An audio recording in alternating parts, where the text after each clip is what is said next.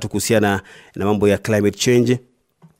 Wasema kwamba mambo ya tabia, mabadiliko ya tabia nchi, climate change, energy and community rights in Marsabit. Sawa.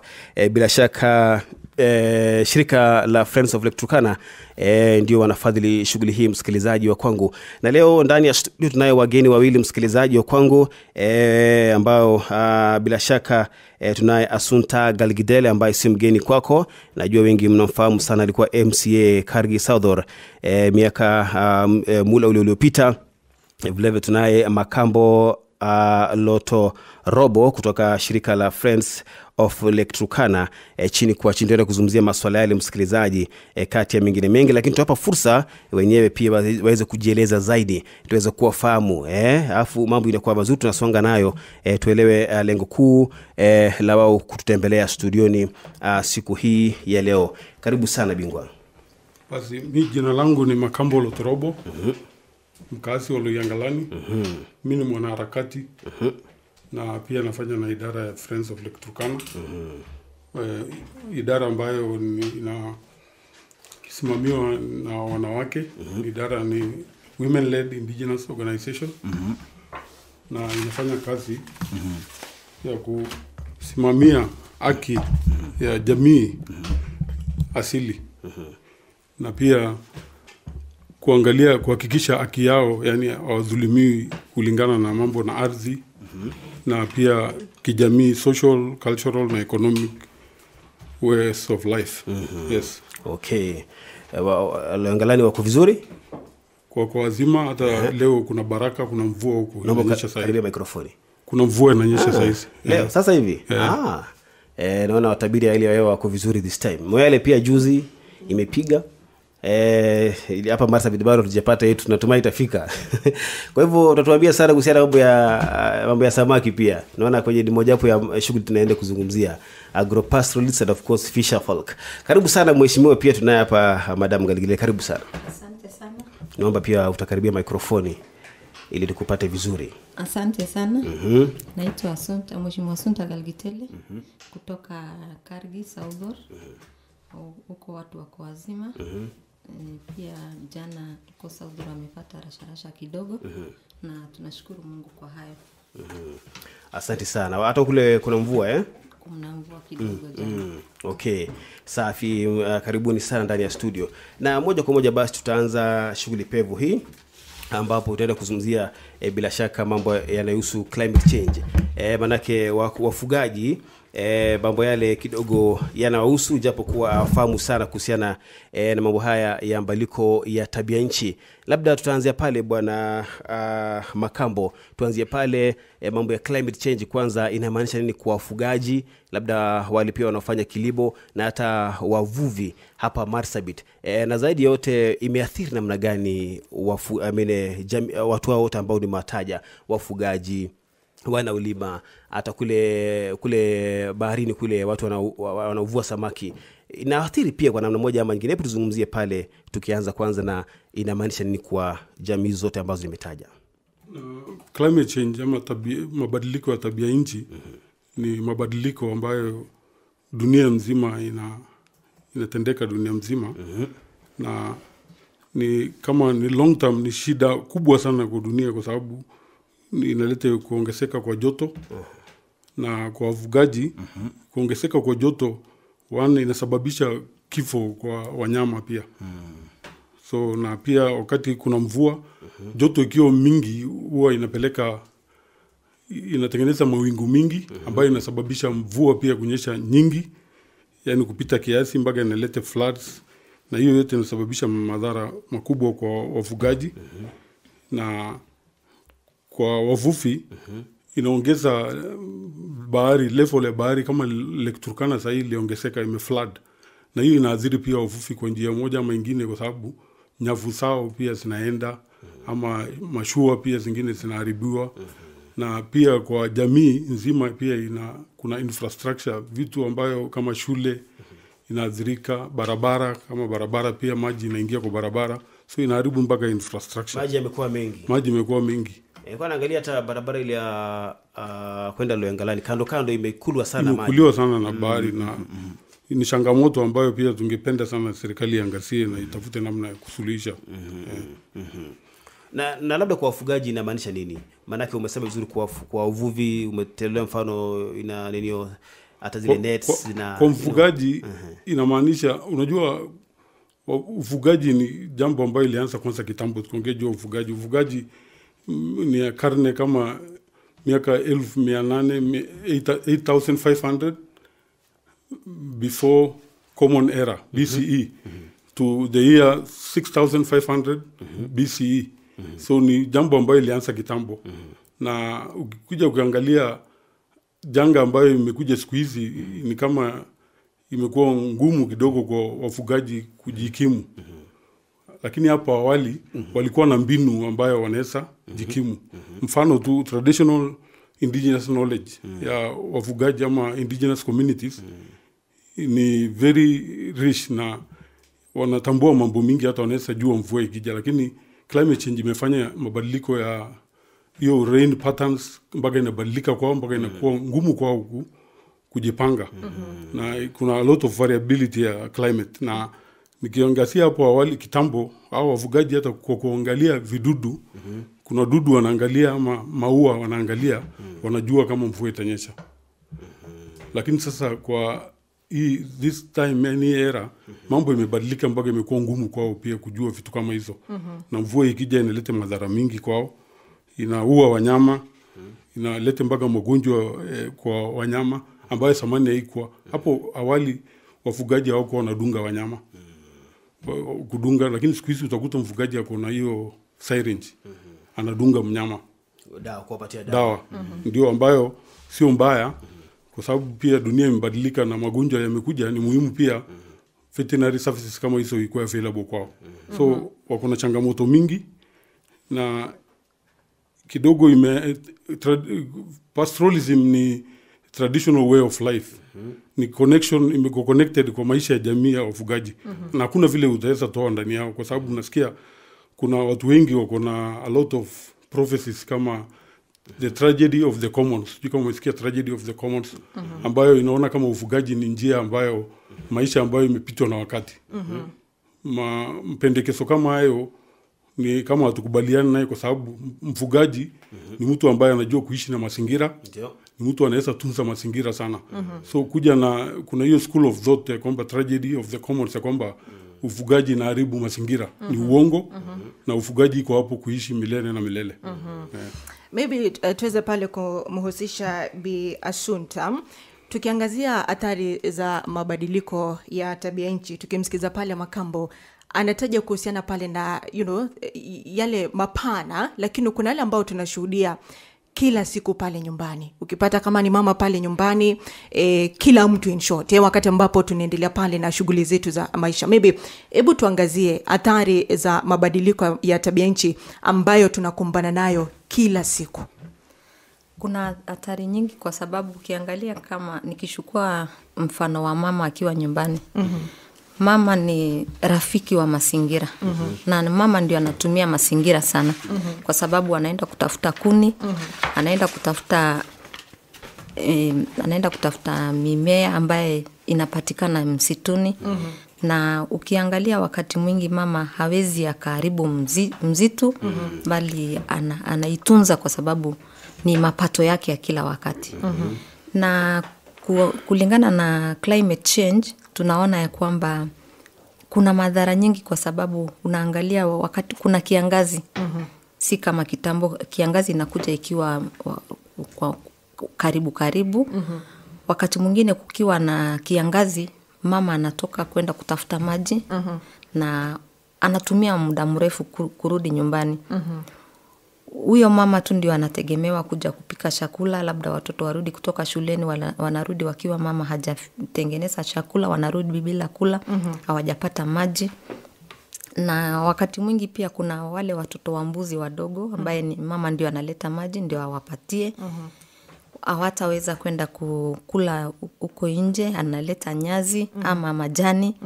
So unaona inaleta changamoto nyingi sana. Kwa sababu huyu mama, ukiona her 24-hour clock is very busy. Na inamfanya pia yeye wakati mwingi kudhoofika labda kwa sababu hatapata wakati wa kupumzika, atahitaji kushughulika na familia yake kwa upishi, kufua nguo, kama kuna mtoto ajisikii vizuri kumpeleka hospitali. So unaona hii climate change imeaffect sana kila mtu, lakini sana sana wamama. Vijana pia na wao wanatumia muda mrefu kuwa mbali na nyumbani, wakienda kutafutia wanyama malisho. Wazee hivyo pia nao pia wanaenda kutafuta mahitaji ya familia. So inafanya pia watu wasikae pamoja. Ile staying together with the family, kila mtu ako na mahitaji mbalimbali ya kwenda kutafuta mahitaji ya familia. Alright. Na maybe tukisalia hapo kwa mama, on Saturday tarehe 8 mwezi Machi tulikuwa tunaadhimisha siku ya wanawake ulimwenguni, na kauli mbiu ya mwaka huu ilikuwa ni kuweza kuhakikisha kwamba tunamwezesha mama, tunahakikisha kwamba kuna ule usawa, anahusika katika zile decision making. Lakini swali ni je, kina mama wanahusishwa katika decision making ikija ni masuala ambayo yanahusiana na mabadiliko ya tabia nchi? Are we being involved enough? They are involved but not enough. Bado kuna hiyo changamoto. Kwa sababu ukiangalia katika mila zetu, wanachukua sisi wamama kama watoto wakubwa. So wakati mwingi hawatuhusishi haswa. Lakini ni lazima tuhusishwe kwa sababu unaona mama ni rafiki wa msitu, na mama anajali mazingira. Kwa sababu ukienda nyumbani utaona hata ile miti ambayo anaenda kukata naye kuni ya kupika, si mti ambaye inamea, anatafuta ile imekauka na ile imeanguka. Na ukiona pia nyumbani utakosa tu wameanza siku hizi kukuza miti, na hiyo inaonyesha ya kwamba wamama wamejua umuhimu wa miti, kwa sababu mahali ile hakuna miti hakuna maji. Na tunajua maji ni uhai. So bado hatujahusishwa haswa, na tunapaswa kuhusishwa kwa kila jambo. Asante sana. Na hapo sasa ndio Bwana Makambo anaingilia. Anasema wajihusishwe sana. Juzi mmekuwa na kikao hapa mjini, mkizungumzia mkipata na ile ward wanaitwa Ward Climate Change Planning Committees, ambapo ilihusisha pia wawakilishi wa kijamii, CSOs, county officials, wale policy makers, kati wengine wengi. Hebu tuanzie hapo sasa. Hiyo kamati kazi yake ni gani, na ni nini hiyo kwanza kabisa Bwana Makambo, na nafasi wanaocheza ni gani katika kuhamasisha jamii, na pia labda uguzie pale ambapo mheshimiwa amesema wamama si sana mhusishwa? Na fikiri kuhusiana na mambo na World Climate Change Planning Committee, tulikuwa na mkutano na wao pamoja na MCS na officials kutoka departments za county, na iliibuka wasi kwamba wengi wao bado hawakuwa wamejua yani roles yao vizuri, kwa sababu kulikuwa na kind of information breakage flow, haikuwa ina flow kutoka kwao na wenye wanahusika na mambo ya climate change. So kasi yao ni ku report any climate change impacts ambazo wana experience huko mashinani. Hiyo ndio kasi yao moja, na pia kuhamasisha jamii mbinu ambazo wanaweza, kama ni mambo na flood, kuambia wao to move out from areas ambayo wanaweza adhirika. So kuna kitu inaitwa bulletin, monthly bulletin, wana report kwa department ambayo inahusika na hiyo mambo ya climate change. So kasi yao ni hiyo, na pia kutengeneza world development plans kuhusiana na janga ambazo zimepatikana ya climate change, wakijaribu kuangalia ni gani zinaathiri jamii, wakiprioritize. Alafu hiyo ndio plan inapewa county World Climate Fund, ndio wapate kuzi support hizo miradi ambazo hao watu ndio watatambua. Lakini pia wakihusisha nini jamii hiyo nzima, wao ni kama wameshaguliwa kuwakilisha kuwakilisha shida ambazo ziko ndani ya jamii kuhusiana na mambo na janga ya mabadiliko ya tabia nchi. Lakini tuliona wanahitaji bado uhamasisho zaidi, wajue kasi yao ni kutoka kwa hiyo mkutano iliibuka kwamba wanahitaji uhamasisho zaidi. Yes. Na hapo sasa wanawake wamehusishwa. Wanawake wako kwa hiyo kamati. Wako kila kamati kuna kriteria wanatumia. So kuna PWD lazima kuwe ndani, youth lazima wahusishwe kwa hiyo jamii, na pia wanawake lazima wahusishwe ndani ya hiyo jamii. Yes. Okay. Inapendeza kwamba wanahusishwa, manake wale ndio inahusu sana, inawaathiri sana kule kijijini, msikilizaji wa kwangu chini kwa chini. Kumbuka tunayo wageni hapa ndani ya studio msikilizaji, tukizungumzia masuala ya mabadiliko ya tabia nchi. Tunaye Makambo Lotorobo kutoka Friends of Lake Turkana, na vile vile Assunta Galgidele ambaye amekuwa mwakilishi hadi siku za hapo nyuma chini kwa chini, msikilizaji wa kwangu asubuhi hii ya leo. Na ukiangalia, hebu tuzungumzie mambo ya policy bwana Makambo. Kuna hii policy ambayo nasikia hata kwenye county inasema kwamba kuna ile climate change action plan, na vile vile of course climate change fund. Kama kuna policy nyingi tu ambazo ziko hapa, sijui kama zina ninio zinatumika ama tu ni iko tu inalala tu kwenye makaratasi. Nafikiri policy ilitengenezwa, hiyo climate change action plan 2023 to 2027. Na hiyo pia hiyo climate change act ama hiyo policy ya county ndio ilisababisha kutengenezwa kwa hiyo World Climate Change Planning Committee. Okay. So ni muhimu, na kutokana na hiyo mkutano tulipata kujua pia kuna wards mingi ili benefit kutoka projects ambazo ziliimplementiwa kuhusiana na hii mabadiliko ya tabia nchi. So ni kama hiyo policy inafanya kazi. Yes, because ina address issues kama mambo ya climate smart agriculture, niona ziko ndani, na pia kwa mambo ya agropastoralist. Unajua ukame, hiyo climate change ikifanyika itahitaji mimea ambayo inaweza stahimili ukame, ama mbegu ambayo inaweza kaa kwa mchanga kwa muda, ama bila maji mingi ipate bado kumea. Na hii bado yote nasema hivi ya kwamba wafugaji walikuwa na hizi akili zote, kwa sababu wafugaji kitambo hapo wakichunga mali wanakuanga na mali shamba kidogo hapo, wanapandanga sorghum au pastoralist. So ni kitu ilikuwa ndani yao tu, although sasa zinaanza kusemekana ni vitu zinaletwa mpya, lakini mapendekezo yangu local solutions ningetumika ambayo hao watu wafugaji walikuanga na indigenous knowledge. Ingesaidi serikali ya county ama na washirika ambao wanahusika na mambo ya climate change, wangetia juhudi zaidi kujaribu kutumia mbinu ambao wafugaji walikuwa wanatumia hapo awali kujaribu kuikimu ama kustahimili hizi ukame ambazo zinakuja siku hizi. Okay. Hebu tuzungumzie hizo mbinu ambazo unazizungumzia, mbinu hizo za kiasili ambazo zilikuwa zinatumika jadi. Mmoja nimesema ni hiyo kutumia hizo drought resistant crops kama sorghum ambayo ilikuwa ndani ya wafugaji. Na pia maisha ya wafugaji ya kuhamahama ni njia moja ilikuwa ya kupigana na climate change tu hapa awali. Because wanasonga kutoka area moja au wasiharibu hiyo mazingira, wanasonga ingine na wanafunga closing off, wanafunga area zingine ya nyasi, hakuna mtu anaruhusiwa kwenda huko. Wanafunga hiyo, inakuwa akiba. So wanakula nyasi pastures mahali fulani, baada ya muda wanahamia tena huko. Na hiyo yote ilikuwa control na elders na structures ambazo zilikuwa hapo. Na mtu ambaye atavunja hiyo sheria ama pate kuingiza mali yake mahali ambayo imefungwa, huwa anapigwa fine. Yes. Okay. Na kidogo labda nirudishe kwa mheshimiwa hapo kwa policy. Sijui kama mheshimiwa ulikuwa ni miaka yako mkitunga sheria hii. Hebu tueleze kidogo kuhusiana na hii policy ya climate change action plan, kama ulikuwa involved miaka ile. Haikuwa wakati wetu. Okay. Lakini lengo la hiyo policy ni kujaribu kuhamasisha wananchi mambo ya climate change na vile wanaweza kumbana nayo. Kwa sababu tunajua ya kwamba hii mambo ya climate change ina madhara mengi sana.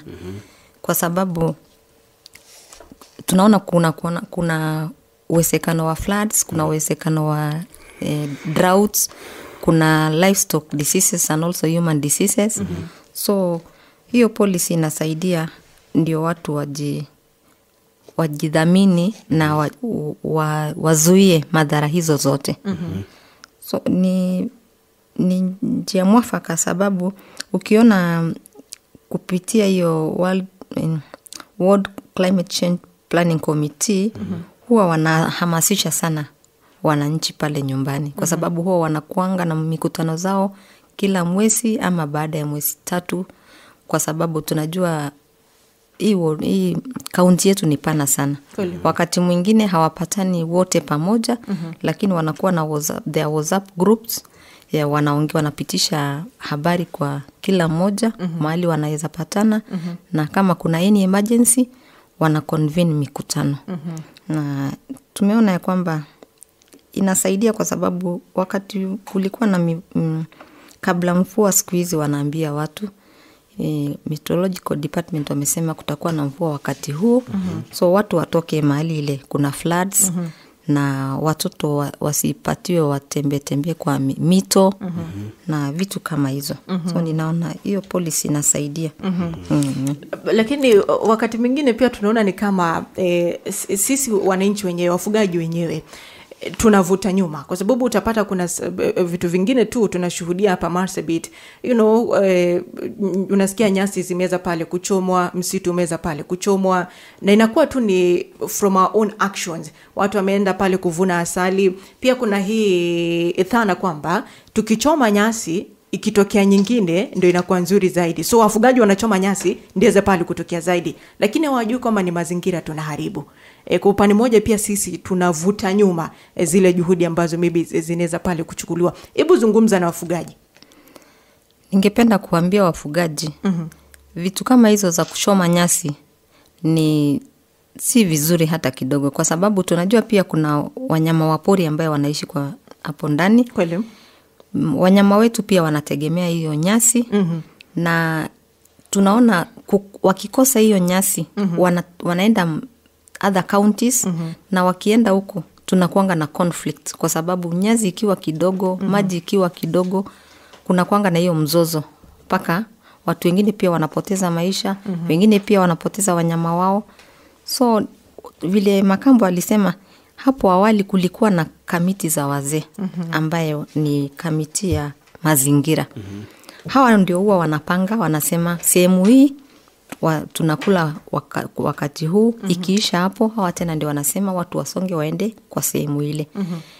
Nafikiri mipangilio kama hizo zilikuwa ni nzuri na zilikuwa zinasaidia, kwa sababu ukiona hata watu wengine wakifanya makosa kwenda mahali ambaye hawajafungua, huwa jioni wazee wanaenda wapo, wanakula mbuzi na wanaongea na huyo mzee ama mama. So kuchoma nyasi ndio nyasi ingine itoke. Utajuaje mvua itanyesha muda gani? Hiyo ni kutupeleka nyuma kama steps 100 nyuma. Tunapaswa kwenda na muda. Nyasi mahali ile nyasi iko, tunapatia wanyama wetu wakule, then tunasonga kwa sehemu nyingine. Lakini hiyo kuchoma ni mbaya, kwa sababu haina uzuri yeyote. Miti inaharibika na ukame inaendelea kuwa, kwa sababu mahali ile hakuna hujakuza miti, hakuna mvua ambayo utakuwa nayo. Waache hiyo, kwa sababu ni kitu ambaye si nzuri. Kweli. Na maybe Bwana Makambo, mkifanya ile mikutano, nafikiri huwa mnafanya mikutano na jamii kule mashinani, sio? Huwa mnawaeleza maybe kuhusiana na kurejelea mbinu ambazo tumezitaja hapo awali, including hiyo ya kuwa na mkakati, na wanakubali, na mbona tusirudi hapo, kwa sababu inaonekana ilikuwa inasaidia. Ndio huwa tunafanya mkutano na jamii. Na nafikiri kuna mbinu ambayo tunatumia pia kufanya mkutano na jamii. Kuna moja inaitwa biocultural protocol. Na hiyo ni njia ya kwamba jamii inaandika desturi yao, ama vile walikuwa naishi kitambo, mnapelekana na hao, wanaelezea historia yao, ama njia zao ya governance, ama traditions, ama zao zote inakuwa documented.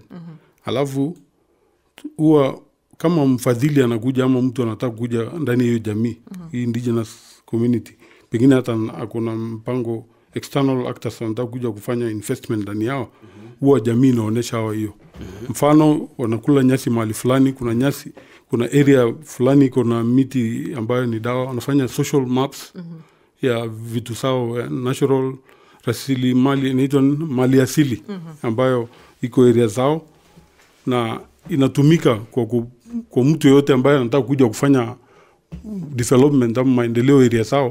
Kwanza anaangalia hiyo document ya jamii kabla hajafanya chochote. Yes. So tunafanyanga mkutano kujaribu kutumia tools ambayo jamii ilikuwa inatumia kitambo. Okay. Yes. Na tukisalia kwako bingwa Bwana Makambo, kuna swala la nataka tuzungumzie kidogo kuhusiana na community land. Swala hilo maana kuna zile miradi ambayo inakuja kwenye ardhi ya kijamii. Unakuta kwamba kama hata ni miundo mbinu ile infrastructure project kubwa, miradi kubwa. Umeona kama kwa mfano Electrocana Windpipe imekuja na project kubwa pale ya kibinafsi, na kwa namna moja ama nyingine inaathiri labda ardhi ya jamii, hasa wafugaji, na vile kuna sheria nyingi tu ambazo zina safeguard hiyo. Labda tuangazie hilo, na mbona kwanza mnajiita Friends of Electrocana? Kwanza hiyo jina ni muhimu sana kwa sababu tulikuwa marafiki ya Siwa Turkana, kwa sababu hii mradi, yani Friends of Lake Turkana ilianza the year 2008-2009 huko kama campaign against Gibetri dam ambayo ilikuwa inajengwa huko Ethiopia, ambayo tuliogopa itaadhiri Lake Turkana ambayo inategemewa na watu karibu 1,300. Yes. So campaign against that dam ndio ilianza muondoko ama movement ya Friends of Lake Turkana. Yes, na hiyo ni miaka za nyuma sana, 2009 huko. So ndio tumejiita Friends of Lake Turkana, na pia tunafanya kazi within the Turkana Basin. Turkana Basin ni kutoka huko juu River Omo kushuka chini hivi, so the eastern and western side of Lake Turkana, both Turkana County na Marsabit County. Yes. Okay. So hiyo jina inatokana hapo, na nikirejelea hiyo swali yako ingine ya miradi ambayo tunafanya kazi kwa pastoral areas. Unajua ukiangalia dunia vile iliumbwa, hizi areas zetu za wafugaji ni arid and semi arid. Lakini pia ukiangalia kumbe hapo ndani kuna vitu mingi sana Mungu ameficha ndani. Mfano hata mafuta itapatikana, minerals iko ndani. So sasa ukiangalia dunia inarudi mambo ya energy, clean energy, green energy, imefocus area pastoralist.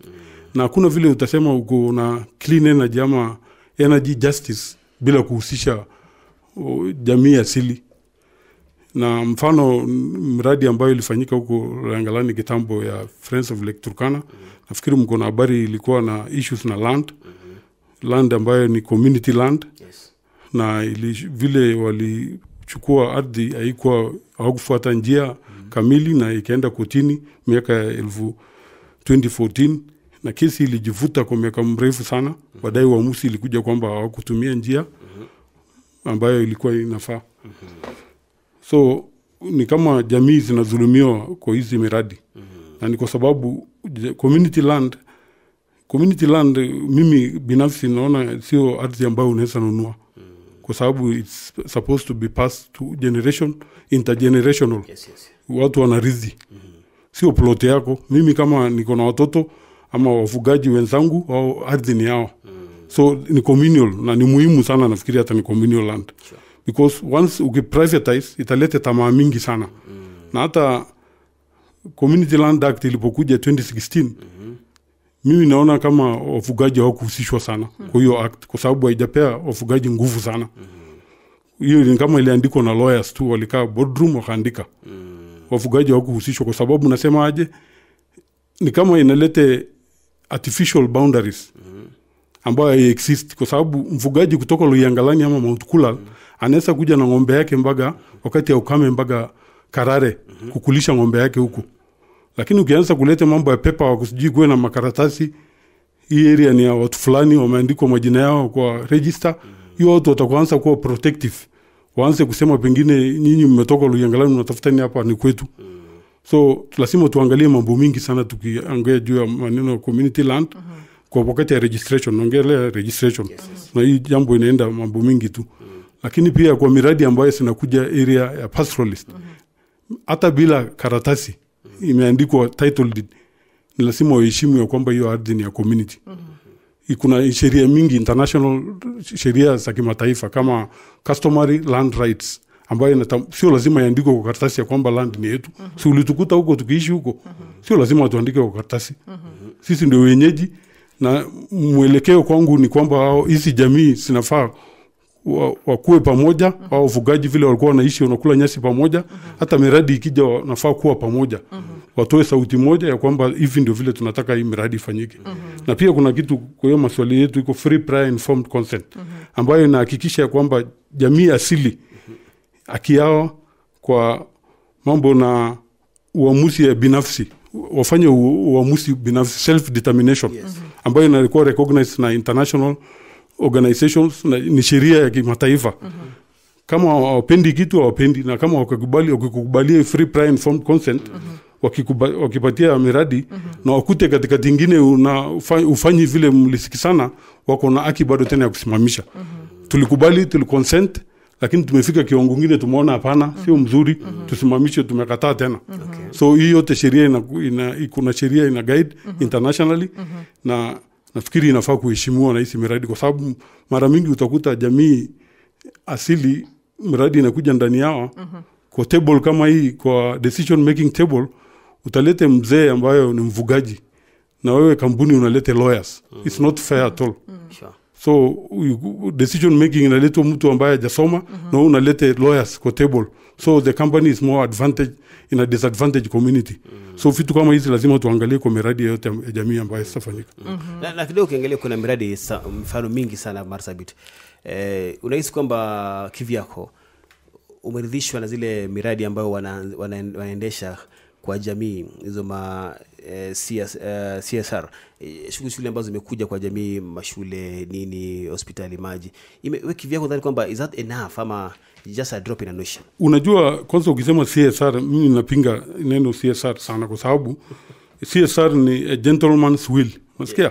Yani kwa hiari yake anafanya, it's not legally binding, unaona?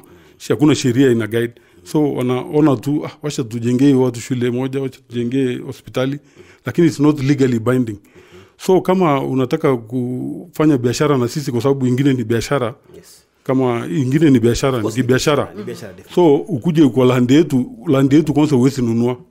Tumekwambia you cannot afford yani unajua iko na attachment na pastoralist. There's no way you can buy pastoral land. Unajua you cannot uwezi piga bei, yani pesa yake iko juu sana, hata uwezi fikia ile pesa tunaweza kuitisha. So ni muhimu ukuje kwetu tufanye agreement, tufanye lease. Unasikia? Lease kwa miaka fulani kukodesha, sio ardhi yetu ufai kwenda naye. Tukodeshe na tupate manufaa, tupate shares kwa hiyo kitu. Mfano ni kama huko Mexico, kuna wind farms inafanywa kwa indigenous people's land. They own a stake of it. Community mwenyewe hizo area siko na shares ndani ya hiyo wind farms.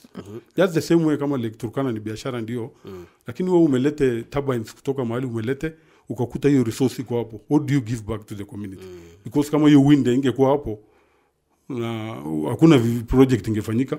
So lazima uconsider pia hiyo jamii ambayo iko hapo. Yes. So, maybe kabla ujiendelea, unafikiri kwamba jamii inahusishwa kikamilifu? Kwa sababu nafikiri kumekuwa na malalamishi mengi ati kuja kwenye miradi ambayo inafanywa na Lake Turkana. Tumekuwa tukiwasikia watu wakilalamika pesa ambazo wanazipata ni nyingi, lakini pesa ambayo inakuja kwa jamii inakuwa ni pesa kidogo. Nasema kwamba watu wanajengewa tu darasa, hospitali, alafu wanaambiwa mamilioni ya meza pale kutumika, lakini wakiona mradi ambao unasemekana kwamba mamilioni ya pesa ya meza pale kutumika, kidogo pale haiendani kabisa. Na pia swala la haya mashirika, unapata kwamba wanaita tu watu wachache katika jamii, lakini wale watu kuna kitu ambacho wanapewa. Ni kama vile kunyamazishwa na kukubali ile miradi iende pale kufanyika katika jamii, lakini wale ambao wanaumia ni wale wenyeji tu ndio wanaumia. Lakini sasa kuna wale ambao ni kama waliwauza kwenye haya mashirika. Do you think it is done fairly? I think there's no fairness. Hakuna fairness kwa sababu unajua pia usahau kwamba sisi tuko watu wetu ni maskini. So kampuni kama hiyo iko na pesa, iko na powers, na ukipinga utatishiwa pia. So umaskini yetu ndio inatusababisha pia tufanye hivyo. So unakuwa compromise. Watu wanakuwa compromise, unakuwa promise job. So kama ulikuwa unapiga kelele kidogo unazimwa na hii. So ni ngumu kidogo kwa sababu umaskini pia yetu. So saidi a lot of civic education, pengine tuhamasisha watu wetu sana mpaka wajue haki yao, ndio wanaweza jisimamia kwa hao maneno. Lakini kwa vile tuko kwa hiyo muda kwa sababu umaskini divide and rule na kutumika, na pia kwa jamii ni diversified. Jamii kama El Molo, Samburu, Rendile, Turkana ni jamii mingi zimeishi mahali moja. So miradi ikija ni rahisi kutugonganisha na ipate kuendelea na activities yake bila nyinyi kupata benefit yote. Hiyo pia ni challenge moja tumeona. Lakini kuna miradi ambayo saa hizi ya KenGen tunaona wanahusisha jamii sana. We hope that haitaenda the same way na hiyo. We pray haitakuwa namna hiyo. Na pia juzi tu nimeona CEO ya KenGen amepatiwa nafasi kubwa B20, Business 20, ambayo ni idara ambayo itaongelelea mambo ya G20, mkutano ambayo itafanyika South Africa. Na ni mambo ya clean energy. So KenGen CEO amepewa hiyo nafasi ya kimataifa ya kidunia ambayo inasimamia mambo ya energy justice. So hakuna justice inaweza fanyika kama jamii itadhulumiwa na inasimamiwa na mkubwa kama hiyo. We hope atafuata njia ambayo atahakikisha haki ya jamii inapatikana. Yes. Asante. Labda pia nimuzishe mheshimiwa, manake wakati wako mheshimiwa ulipokuwa ukiongoza na wakati kwamba ulikuwa unapatana rais sana na wakuu wa mashirika yale ya kibinafsi ambayo yanafanya biashara hizo kwenye ardhi ya jamii, na unahisi kwamba wananchi labda wanaridhishwa na uwepo wao pale katika ardhi yao, na miradi ambayo walianzisha waliridhishwa nayo, ama bado wanahitaji mengi sana, labda wakati ule ukiinteract nao, hata sasa bado unazidi kuinteract na wananchi kuhusiana na miradi za mashirika mbalimbali yanayotumia rasilimali ya mfugaji? Napenda kusema hivi, jamii hawakuwa wanahusishwa kwa sababu ukiona kama unahusishwa katika jambo lolote ambaye inakuja kwa ardhi yako, hautalalamika. So vile walikuwa wanaanza hizi miradi kubwa kubwa, wakianza wanakuja tu kwa viongozi na wanakuja kwa watu ambaye wanajua wana favor their ideas, na wakati mwingi unajua jamii yetu wengi hawajasoma. So mikutano hizo zinafanywa tu boardrooms ama zinafanywa kwa mahoteli, na unajua wakati huo unawachukua watu wachache, si jamii nzima. Kitu kingine pia ni information sharing. Inataka wakati unaenda kuhamasisha watu kuhusu miradi kubwa kubwa kama hiyo, unafanya mikutano na unawaalika watu wote, ndio upate kusikia matamshi yao, upate kusikia discussion yao, na upate kupata chenye wanataka. Kingine pia hiyo miradi zikija, hakuna agreement wanafanya yote na community.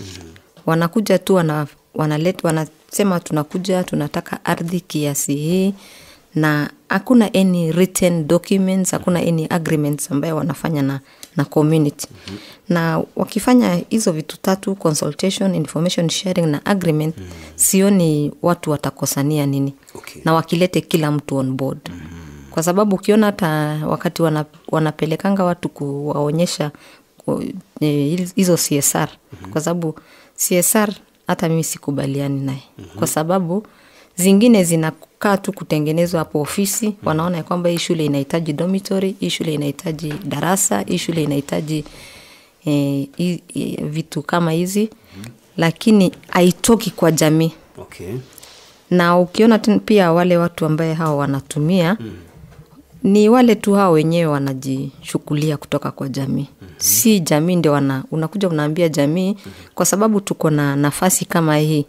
Tunataka mtu patie either kijana wenu moja ama msichana wenu moja aingie kwa nafasi kama. Unajua jamii wanajua mwenye atawa represent vizuri.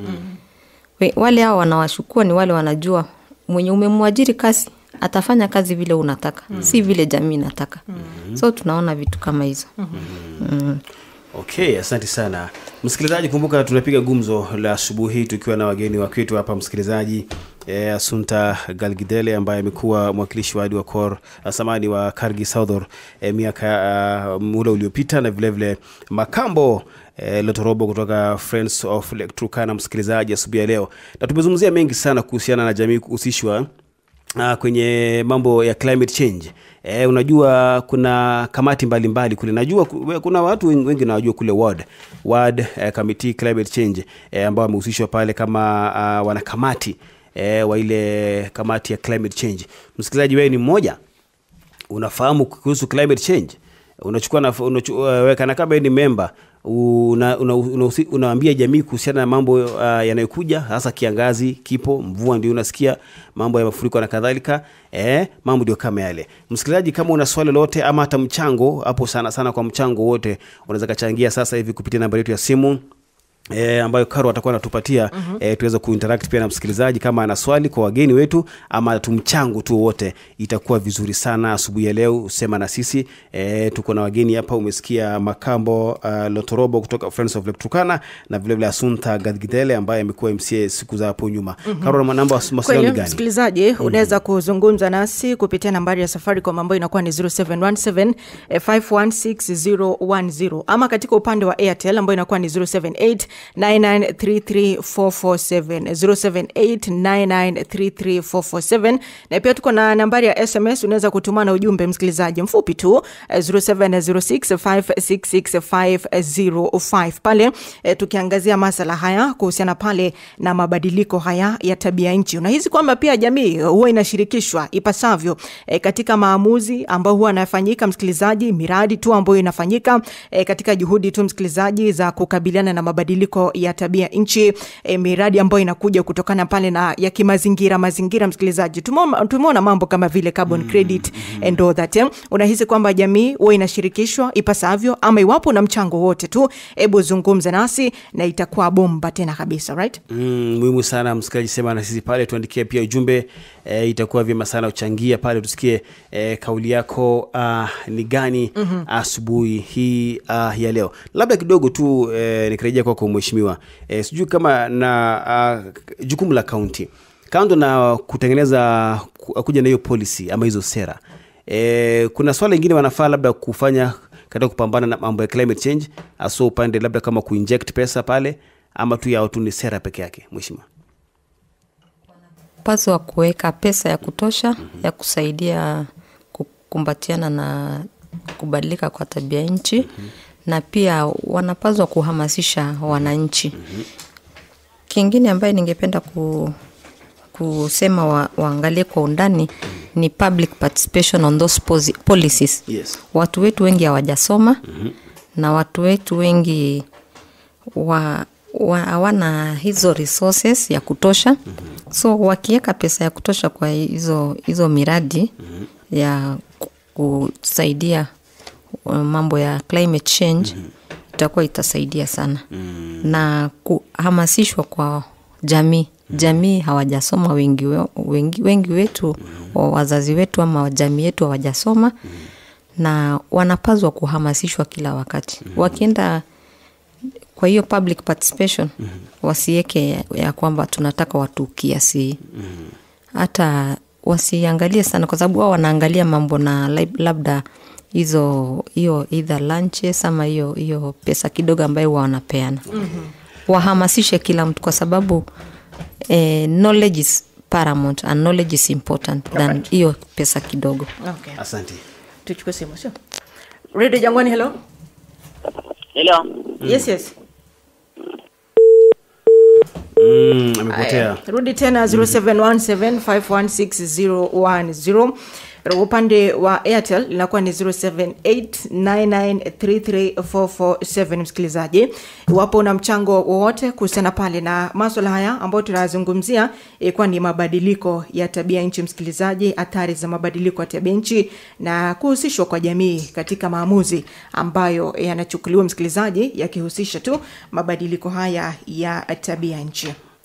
Pia miradi inayokuja pale kwenu pale kijijini, hasa pale kuna bile miradi kubwa projects ambazo zimezungumzia kuhusiana mambo ya carbon credit, mambo ya energy kwenye wind power na kadhalika. Je, mnahisi kwamba mnahusisha vya kutosha ama kazi ipo? Hello Jangwani. Hello. Habari. Salama.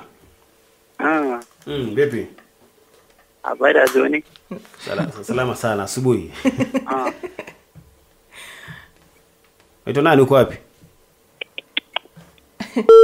Huyu bado uko jioni. Sawa 0717516010. Pia kwenye SMS tuandikie msikilizaji kupitia 0706566545 tuandikie jumbe asubuhi ya leo msikilizaji kama una maoni yote na vile vile kama tu una swali kwenye kwa wageni wetu hapa leo. Itapendeza sana utuambie mengi tu kuhusiana na hilo msikilizaji wa kwangu asubuhi ya leo 0706566545. Kuna mmoja anasema kwamba good morning Kosge na Carol, salimia wageni ndani ya studio na tunasema pongezi kwa kazi nzuri ya climate change kuelimisha jamii. Asante sana. Ujisema ni nani asubuhi hii ya leo? Zidi kutuandikia msikilizaji, itapendeza sana utuambie kama unafahamu kuhusiana na ama kama umehusishwa mara nyingi wewe jamii na ama wewe mtu binafsi pale nyumbani kuhusishwa kwenye masuala ya climate change, mabadiliko ya tabia nchi, na zaidi yote miradi kubwa inakuja pale wewe umehusishwa. Maana yake tumesikia kwamba mnaleta labda darasa, labda mko naye, labda mko mnataka hospitali, labda mnaleta hospitali, labda mko mtaka darasa ama maji na mko naye. Yaani wanakuja na miradi ambayo hata nyinyi wenyewe amukuulizwa kama gani ndio mnafaa kuwa nayo na kadhalika asubuhi ya leo. Zidi kusema na sisi msikilizaji wa kwangu chini kwa chini. Na pia kuna swala la jenda la kina mama. Ningetaka bado tuweza kuhusisha na mheshimiwa mambo ya wanawake na kupambana na climate change. Ukiangalia wana role kubwa sana katika kupambana na mambo ya climate change hasa katika jimbo hili la Marsabit, na hao ndio mara nyingi wanaathirika tena zaidi. Na sijui inakuwa namna gani mheshimiwa, ni alternative livelihoods, tuzungumzie hiyo. Ni mambo kama gani labda wanaweza fanya kina mama kando na kutegemea labda mifugo ama kilimo ambayo siku hizi haifanyi vizuri? Unaweza kuzungumzia hilo? Asante sana. Ningependa kuambia wamama wenzangu, unajua wamama ni multitask. Yes. Wanaweza fanya vitu mingi mara moja. So ningependa kuwatia moyo kuambia si lazima tu peke yake tuangalie mambo ya wanyama. Yes. Wanaweza kufanya biashara ndogo ndogo ili waweze kupata mahitaji yao mbalimbali. Hapo pia nyumbani ukiwa na kwa boma yako uwe na kitchen, kashamba kidogo ili watoto wako waweze kupata mboga, kwa sababu tunajua mboga iko na vitamins nyingi, iko na iron, iko na nini. So wakati utapika chakula uweke hizo mboga, at least malnutrition cases pia itapungua, kwa sababu tunaona watoto wengi pia kwa kaunti yetu malnutrition cases are still high. Na ni kwa sababu watoto hawapatiwi chakula ambayo iko na vitamins na a balanced diet. Tunajua wanapatia labda carbohydrates bila vitamins, bila ions, bila haina all the components nutrients that mtoto anahitaji. Pia vitu zingine ambayo wamama wanaweza fanya, kuna hizi merry-go-rounds ama groups ambayo wamama wanapaswa kujihusisha nazo. Si lazima uongoje mpaka siku ile upate pesa nyingi, unaweza weka tu zile ndogo ndogo. Ndio kama unaweza hata mnachukua hizo mikopo kidogo dogo, ndio mtu anaweza kujisaidia naye. Kwa sababu tunaona pesa haipatikani kila wakati, lakini ukijipanga na hiyo kidogo dogo itakusaidia. Kweli. Na bibi Bwana Makambo, nataka nikurejeshe nyuma kidogo tu kwa swala la carbon credit. Nafikiri huu ni mradi ambao umekuwa ukifanyika na Lake Turkana ama Wind Power pale, na unakuwa ni mradi mmoja ambao wananchi hawajakuwa kielewa kabisa. Ukiuliza mwananchi pale nje kuhusiana pale na carbon credit, hata mwambie tu pate tu na mtu mfugaji, umuulize tu hebu nieleze kuhusiana pale na carbon credit, atashindwa kukueleza. Na hata si mfugaji pekee, hata unapata watu ambao wamesoma, inawashinda kabisa kuelewa masuala ambayo yanahusiana na carbon credit. Unahisi kidogo jamii hajashirikishwa ipasavyo ama shida iko wapi? fikiri kulingana na mimi carbon credit ni kitu broad sana na pia ni kama haieleweki, iko na siasa ndani, yes, kwa kimataifa. Na tumejua kuna miradi mingi ambayo inafanya mambo na carbon credit kutoka kwa soil carbon, kama kuna idara mingi ambayo inapata pia pesa ikitumia jamii kwa hizo biashara. Na miradi ya Turkana wind power ina earn carbon credit kwa sababu ya hiyo clean energy wanafanya. Kuna credits pia wanapata ambayo inafaa kuja kwa jamii, ikuwe faida kwa jamii. Lakini mpaka leo hatujajua kama pesa kama hiyo carbon credit yao imeingia kwa jamii.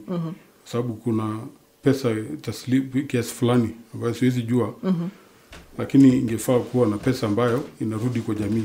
Lakini ukiangalia sheria ya nchi pia, nafikiri sheria sijui ndio haijakuwa clear pia carbon credit, ambayo structures ambayo ziko ambayo itafanya hiyo pesa trickle down kwa jamii. Nafikiri hiyo ndio challenge pia iko mambo na carbon credit. Although carbon credit ni very big thing kwa dunia mzima.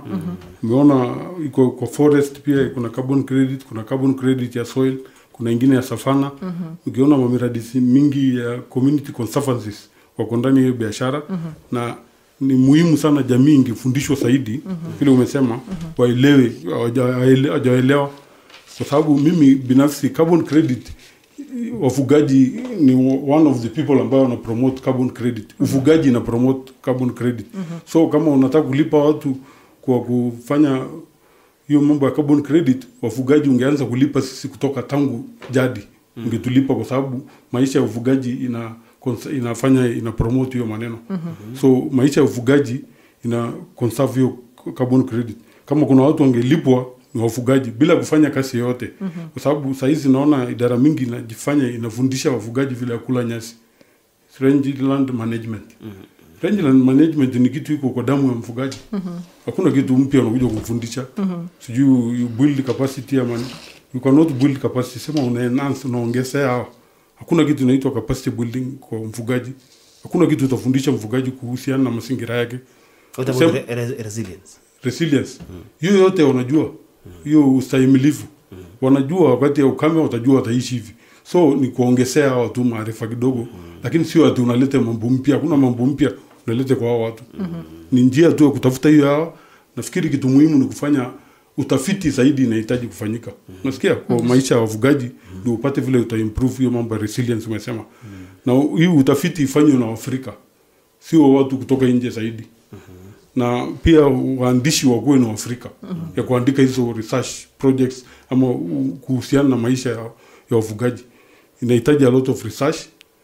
Nitoke kwa watu ambao wanaelewa haya maneno, sio mtu kutoka nje kuja na ideas yake.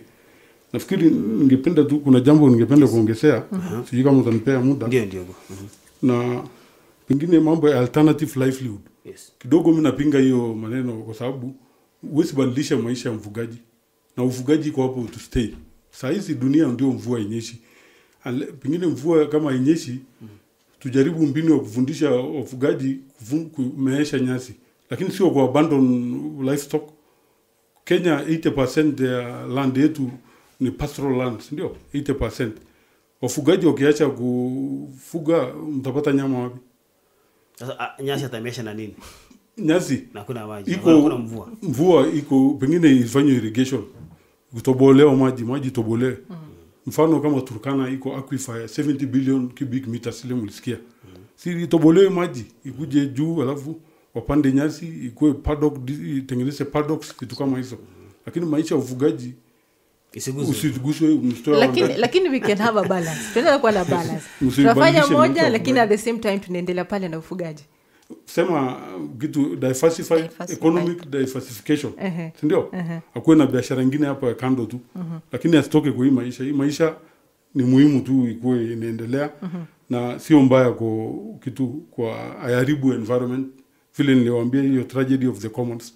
Kulingana na concept yao inaharibu mazingira. Hiyo maisha ni maisha ya kudumu. Yes. Na pia acha nikwambie pia mambo ya climate change sio sisi tulijiletea. Unajua ni nchi kubwa ambayo ilisababisha na sisi wa Afrika ndio tunaumia zaidi. East Africa, Middle East ambayo mahali pastoralism ilikuwa zamani na mpaka pia Scandinavia huko mahali iko pastoralist wako. So sio sisi tulisababisha, wenye wamesababisha hii maneno wanafaa zaidi kulipia maisha yetu ibadilike, kwa sababu sio sisi Afrika ama inji pastoralist ama indigenous people walisababisha climate change happen. Ni human activity ambayo industries kubwa ya mainji kubwa kama Amerika. Na pia kitu kingine nafikiri mimi nataka kusema maneno yangu yote kwa sababu naona muda wenu umeisha pia. Ingine pia mambo na climate change inahusiana na mambo na siasa. Siasa ni muhimu kwa mambo ya climate change. Mfano tu sasa hii kidunia ya kwamba vile Trump ameingia na amepuuza mambo ya climate change. So ni muhimu pia kwa wananchi wajue ndio maisha yao isiadhirike na mambo ya climate change. You have to choose the right leaders. Yote na trickle down kwa leadership. Mpaka mambo ya kuimplement hiyo Marsabit Climate Action Plan. Yote inahitaji good leaders. MCS, uongozi mzuri. Wananchi wahamasishwe vizuri, wachague kiongozi ambaye wanasimamia mambo yao. Asante. Na kidogo bingwa, kuna saa watu tunaambia watu hapa. In fact tuna kipindi cha climate change tunazungumzia Jumatano kwamba kama una mifugo mingi punguza. Angalau umesema basi tusimalize kabisa ufugaji, lakini I think kupunguza pia iko sawa. Maana kama una ng'ombe 200 kwa mfano ama 100, njaa imekuja ajilali, yote iende bwana. Uone kwamba at least tungeuza tuende dukani sasa tufanye hiyo alternative livelihood. I think hiyo ni jambo mzuri, lakini usiite alternative livelihood. Hiyo alternative unaachana na hii unaenda kwa hii. Okay. So kuhusiana na hiyo maneno unasema kupunguza, kuna insurance, livestock insurance. Kuna nyingine ilikuwa inaitwa Ibli sijui kitambo. Bima hiyo. Sawa tu na wenye wanafuga, wenye wakulima ambao wako na kahawa ama wale wanameesha miraa wanapewa pesa na serikali. Sisi pia livestock others ama pastoralists tunafaa kupewa pesa na serikali zaidi wakati ya ukame, mali yetu ikiisha tulipwe. Na hii inahitaji political will, bado yote inarudi kwa politics na kueleza. Na hii inarudisha hii maneno yote siasa kwa pastoralist parliamentary group. Wanafaa kuamka, wanalala wako kwa slumber, waamuke watetee wafugaji. Ikuwe pia tunapatanga hiyo pesa kama ya cotton, hiyo watu wanapeangwa ya kahawa ama ya majani chai, wanapeangwa hiyo pesa. Hata si watu livestock keepers tupate hiyo pesa. Na hiyo yote inarudi ni siasa bado. Siasa mbaya, maisha mbaya, Moi alisema. Yes. Alright. Lakini pia tukisubiri serikali tusaidie tutaumia. That is why wafugaji wanaeleza kwamba kama una mifugo wengi punguza tu, badala sasa mbona niache tu mifugo wangu wapungue, na kupungua ni kufariki dunia, nianze kukimbizana na bima. Whereas inaweza jisaidia. Unajua hata Biblia inasema jisaidie kabla hujasaidiwa, unajua. But anyway, muda wetu kidogo pale unatupeleka mbio msikilizaji, dakika 58 pale zilikuwa zimekatika baada ya saa 3. Tukimalizia haya mazungumzo ambayo yanahusiana pale tu na mabadiliko ya tabia nchi msikilizaji. Kumbuka kwamba haya yote yanakuja wakati ambapo tahadhari inatolewa jamani kuhusiana pale na mvua ambayo inanyesha msikilizaji katika maeneo mengi humu nchini, na hata mvua ambayo tunaeleza kwamba itanyesha hapa katika upande wa Marsabit. Tumesikia kuna maeneo mengi ambao mvua imeanza kunyesha, Muyale kule, hata umetuambia Luangalani mvua imenyesha pale. Tahadhari inatolewa kwamba kidogo watu waweze pale kujikinga, mtu asikue chini ya miti, tuweze pale kuepuka maeneo ambayo kidogo yanaweza kumbana pale na mafuriko. Right? Bila shaka msikilizaji, kabla tuwape wageni wetu nafasi labda tu ya kuweza kumalizia ningetaka kwa mara nyingine kukumbusha kuhusiana msikilizaji na swala ya Sun King msikilizaji. Kwa wasikilizaji wote ambao wanatafuta suluhisho la kuepuka giza, tunaambiwa kwamba Sun King Pro Plus na Home Plus Pro ni mifumo wa jua ama kupenda solar systems zile ambazo zimeundwa kwa njia ambayo inakupatia mwangaza na nguvu zaidi. Unaweza kuzitumia kukupa mwangaza kwa muda mrefu, hata kucharge simu yako kwa msikilizaji bila shida. Pata matumizi haya yote kwa bei nafuu kutumia lipa pole pole. Tembelea duka lote la Sun King au piga simu kupitia 0709 474333 au bonyeza *305# leo upate bidhaa za sola kutoka Sun King asubuhi ya leo msikilizaji, chini kwa chini sawa sawa. Labda tumalizie basi bingwa Makambo, parting shot tukimaliza. Parting shot yangu ni kwamba Luyangalani kuna ile waya stima, nyaya za stima zimewekwa. Tunaomba wahusika wavute hiyo stima na pia waangalie bei, kwa sababu huko watu wanajaribu kung'ang'ana kukimu maisha yao. Yes. Je, utalipa stima ama utatafuta chakula? So bei iangaliwe, subsidize, kwa sababu stima imetoka kwetu. Tunaomba bei iangaliwe, ikuwe subsidize price, because upepo imetoka kwa hizo area. Yes, yes. Waangalie wafugaji bei. Hiyo ndio parting shot yangu. Asante sana. Na tumeshukuru sana. Labda mheshimiwa, tukimalizia Mimi ningependa tukusema hivi. Women youth involvement lazima iangaliwe, na pia wamama wasikae kila wakati ndio watafutwe. Hawa pia watafutane. Na wakisikia kuna jambo wajitokeze, wanaongelele. Ingine kwa Ward Planning Committee wanahitaji capacity building. Public participation ifanyike kwa mahali za barasa. Ifanyike wamama, vijana na watu, people living with disability wahusishwe. Na pia kwa ile kipindi yenu ambayo mnaongeanga Jumatano, mwambie watu, ningependa kuambia watu wetu mambo ya hiyo life insurance, mambo ya improved breeds ya wanyama wetu, wa plan their grazing patterns, na wahamasishwe mambo ya veterinary services. Asante sana. Asante. Na mheshimiwa, labda watu wanajiuliza kule kijijini, utarudi 2027 ama tuongee siku nyingine? 2027 niko kwa race. Upo? Hapo sasa. Tuko ngangari. Wanasema wamekukosa ama namna gani? Nimekosekana, lakini ninawapatia watu muda wa kufanya kazi zao. Okay. Wakati wa siasa ikifika, tuko ngangari. Si ndio? Ndio. Hapo sasa. Ndio.